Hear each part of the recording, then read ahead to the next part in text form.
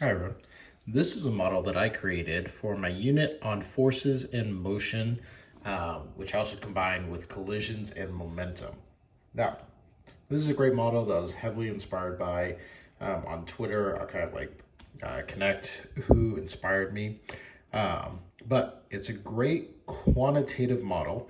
Kind of all it is I have this little styrofoam head that I bought from Joann's. This little stiff spring that I got from Home Depot, and kind of drilled a 1-inch hole to kind of stick it into a little 2x4, and then connected that 2x4 to a wooden collision cart that has probably been at my school for several decades, I'm sure. All right. Now, this is a great model to use to kind of show Newton's laws. With Newton's first law, we talk a lot about the different types of crashes and how we can simulate Newton's laws. So for example, like a rear end crash, we see that an object at rest remains at rest. So we think about a head that's unsupported without a headrest, right? If it's suddenly jerked forward, right, the car is, we can kind of see the effect on the head. All right, a little bit of a backwards motion there, right? Kind of show that again. All right, and then we can also simulate and model the other part of Newton's law, first law, with an object in motion remains at motion. So kind of simulating it with a front end collision or a head-on collision where the car is stopping its forward motion, but the person inside the car is not.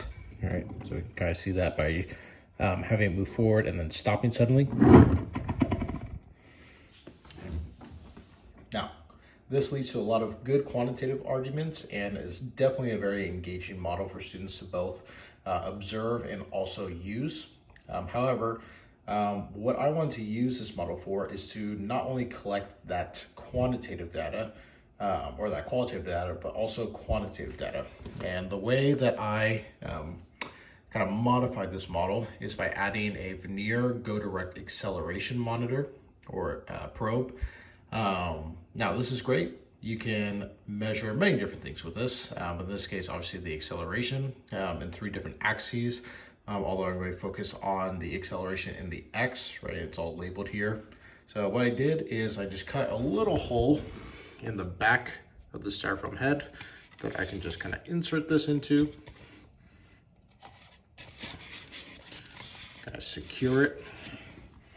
And then now, when I simulate these different types of motion, I can actually go ahead and collect this data here. Okay. Let's say it's a rear end collision. Right. Now what I can do here with this data is I can go ahead and just select the data that represents the motion at this time. And here, well, obviously we see a lot of data that's shown and collected. I'm really just going to focus on the maximum acceleration that was experienced in this sample of time. So I can see there, we had a maximum acceleration of about 21 meters per second squared. Now, a nice thing about this is at the different levels I teach, whether it's kind of my on-level physical science, we can really just plug this into Newton's second law equation to kind of calculate what is the force if we already know the mass that's acting on the body. If we get into more of my honors physical science or my AP physics, we can then also calculate what was the velocity or the change of velocity. Obviously, we can get into impulse and change of momentum, all those different factors. All right. Now, one thing I'll do with this model is we can also use it to actually crash into different objects. Now,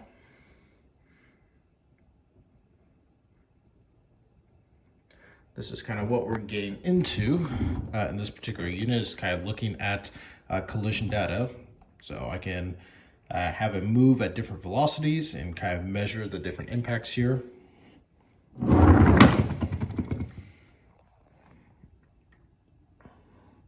Right, and same thing, very easy. Just go ahead and measure that maximum acceleration there. Now, obviously some different ways to increase that velocity, increase that acceleration. If I put this onto a ramp, right, I can just keep increasing the angle that it's moving at to increase its velocity or its acceleration. Obviously I can have this model crashing into another car that's in motion. Lots of different variations you can do with this, but just something I want to share. A really easy modification to this model to make it quantitative. Grab a styrofoam head, doesn't even have to be a head, could be a ball, could be a box, whatever it is.